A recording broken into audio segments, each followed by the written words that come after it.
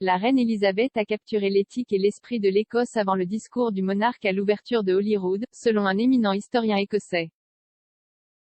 La reine doit s'exprimer samedi à Édimbourg lors de l'ouverture du Parlement écossais à Holyrood. Le discours royal intervient dans un contexte d'appel renouvelé à l'indépendance de l'Écosse. L'historien Sir Tom Devine a fait valoir que la reine avait embrassé avec succès l'esprit de l'occasion ainsi que le climat politique en Écosse. Il a demandé à la reine de prononcer un discours bien équilibré devant les députés, louant le gouvernement écossais mais soulevant également des défis clairs et majeurs à venir. Sir Tom a déclaré à Sky News que cette reine, qui profitait de sa pause annuelle au château de Balmoral dans Aberdeenshire, était sensible aux opinions et aux attentes entourant la couronne en Écosse. Il a déclaré que la reine avait « capturé cet esprit, cette philosophie de la façon dont les gens d'ici comme ceci le font ».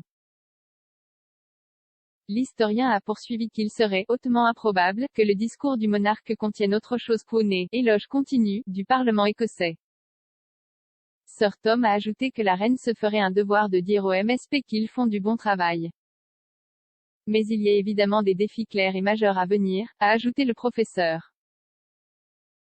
Sa Majesté rencontrera les chefs de parti et parlementaires lors d'une réception dans le jardin avant la cérémonie, y compris le Premier ministre Nicola Sturgeon. Après la cérémonie, la reine, Charles et Camilla rencontreront des Écossais qui ont été reconnus pour leur contribution aux communautés pendant la pandémie de Covid-19.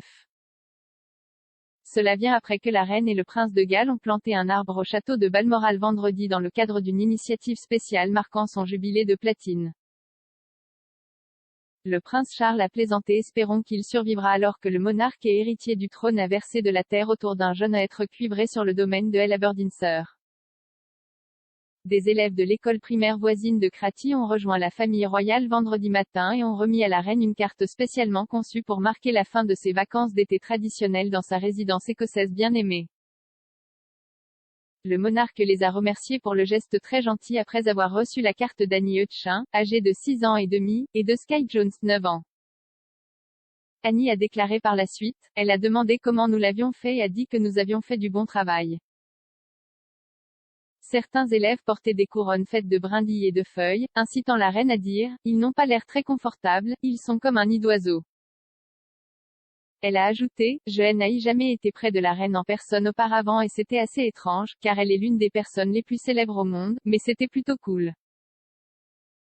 Je n'aurais jamais pensé que je la rencontrerais ». La reine et Charles, connus sous le nom de duc de Rothesay en Écosse, ont discuté avec des enfants, qui ont présenté leur projet nature dans le cadre de l'initiative QGC, après avoir exploré les bois du parc de Balmoral.